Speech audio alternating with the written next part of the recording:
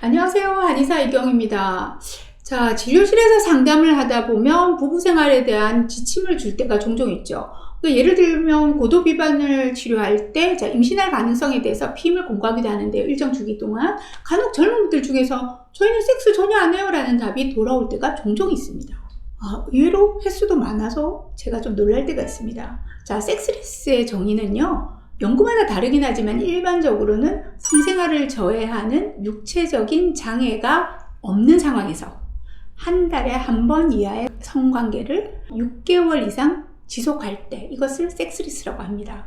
그런데 우리나라 성인 남녀의 10명 중 4명이 섹스리스에 해당한다는 리서치 결과가 있어요. 앞서 제가 건강한 부부생활, 성생활이 건강에 미치는 순기능에 대해서 벌써 힘주어서 강조해놨기 때문에 이런 면에서 보자면 조금 걱정스러운 부분이 당연히 있겠죠. 자, 내친 김에 우리나라 성인 남녀 이불속 통계를 한 번 더 들여다볼까 합니다. 2011년 제약사 한국릴리의 조사에 따르면요.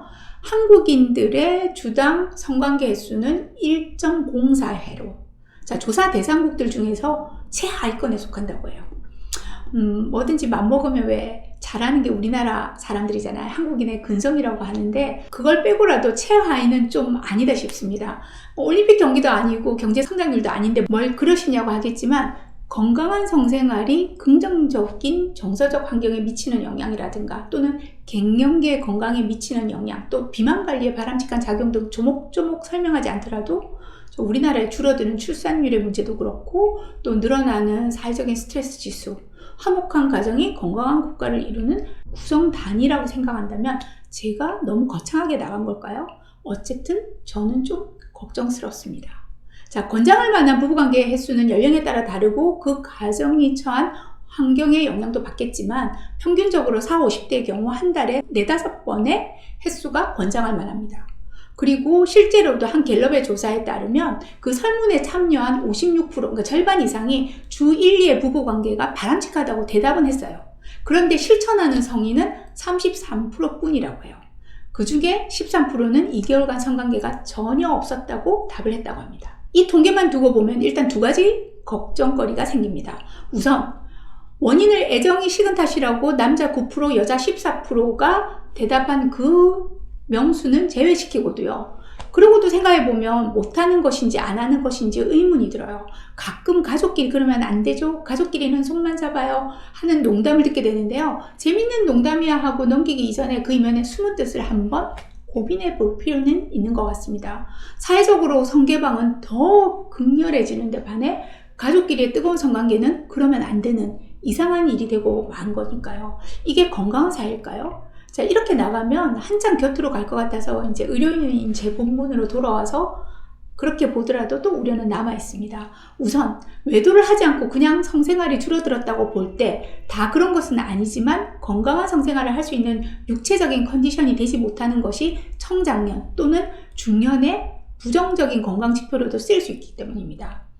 필요에 찌들면 성욕이 생기지 않습니다 하고 말씀하시는 부분도 있고요. 또 갱년기 여성들의 경우 변해버린 몸이나 호르몬의 변화 그리고 비만이나 성욕을 쉽게 만드는 그런 조건들이 빈번하게 널려 있습니다. 자, 한약적으로 볼 때 성욕은 뇌가 관장하는 것이 아니라 심장이 조절합니다. 바로 성욕을 일으키는 원기, 에너지에 관여하는 신양이라고 한대요. 그리고 정열에 해당하는 신음이 왕성해야지 스태미너도 활발해지고 성적인 욕구도 왕성해지게 됩니다. 그런데 이 스태미너, 즉 신양기의 기운과 신장의 정열은 성욕으로만 쓰여서 따로 관리가 하게 돼 있지 않아요. 이 에너지들은요. 과로로도 소진되고 질병으로도 새어나가게 됩니다. 무엇보다 노화로 인해서 새로운 생성이 잘 안 되게 되죠. 즉 성욕의 저하가 신체 전반의 원기 부족, 질병에 대한 면역력의 저하, 또 우리 몸을 재생시키는 에너지의 부재로 곧바로 이어지는 것이 바로 한의학적으로 보는 우리 몸의 메커니즘입니다. 실제로 성관계를 피하게 되는 이유에 대해서 여성의 33%는 귀찮거나 싫어서 또 남성의 36%는 주변 상황 때문이라고 대답하고 있습니다. 특히 3040 남성들의 경우 과도한 업무 스트레스로 인해서라고 말하고 있습니다. 남성들의 스트레스는 종종 발기부전으로 이어지는 어쩔 수 없는 섹스리스로 이어지게 되기도 합니다. 여기다 세계적으로 안전하고 화려한 한국의 반문화도 스트레스를 푸는 방법을 가족 간의 어떤 따뜻한 대화나 부부관계보다는 동료와 술자리로 바꾸도록 만들어버리죠. 여기에 아내가 일하는 여성이라면 더하죠. 둘 다 업무에 시달리게 되다 보니 섹스리스로 치닫게 됩니다. 부부관계가 없어도 우린 괜찮아야 하시는 분들에게 자만하시면 안 된다고 말씀드리고 싶습니다. 자, 우리가 친밀감의 호르몬이라고 부르는 옥시토신이라는 호르몬은요, 활발한 성관계에서 분비가 촉진이 돼요. 서로 바라보고 만지고 속삭이면서 완전히 밀착할 수 있는 사람이 부부 말고도 누가 있을까요? 자, 부부간의 관계는 다른 타인과는 완전하게 구별되는 대체 불가능한 관계라고 할 수 있습니다. 부부끼리 할 수 있는 일을 다른 남과도 똑같이 할 수 있다면, 또는 남과 하는 관계 정도만 우리 부부는 유지해라고 하신다면요, 심각하게 관계 점검을 한번 해보시기 바랍니다.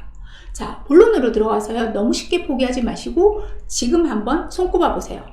언제인지 가물가물 하시다면은 당장 대화를 한번 시작해 보셔야 합니다.